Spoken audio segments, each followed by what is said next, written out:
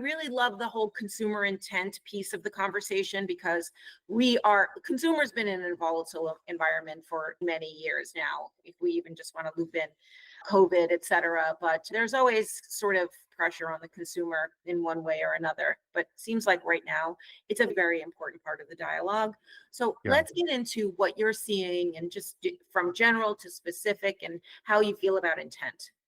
I would say that we've done a 180-degree turnaround from what we saw in COVID, where during that time, if we all remember, it was about convenience shopping. It was about less frequent visits and bigger purchases. And even the kinds of products that marketers purchase changed, right?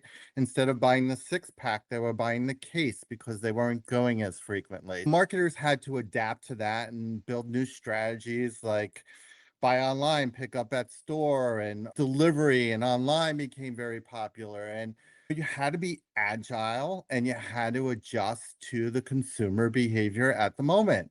Fast forward to today, what we've seen from inflation and tariffs and just an uncertain economy is the fragmentation of everything, right? The fragmentation of shopping in an effort to chase down value, right? The consumer's super conscious of the dollars that they're spending and going down the block if they see it for 50 cents or a dollar cheaper. So although you're stopping at Walmart for that convenience, you may peel off and go to the dollar store down the block for your laundry detergent because it's on sale.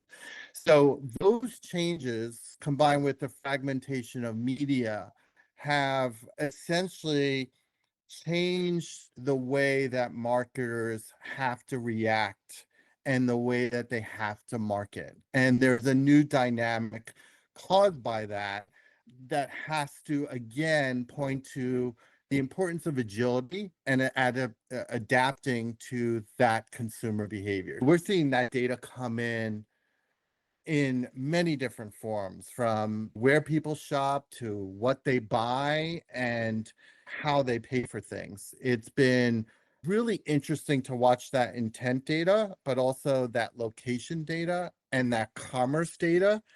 When you look at that combined, you start to put together the pieces of how it's changed, and more importantly, what you need to do as a marketer to not only understand why consumers are shopping, but when and where to best reach them and connect with them to make sure that your product's being selected versus a competitor's or a private label in many cases.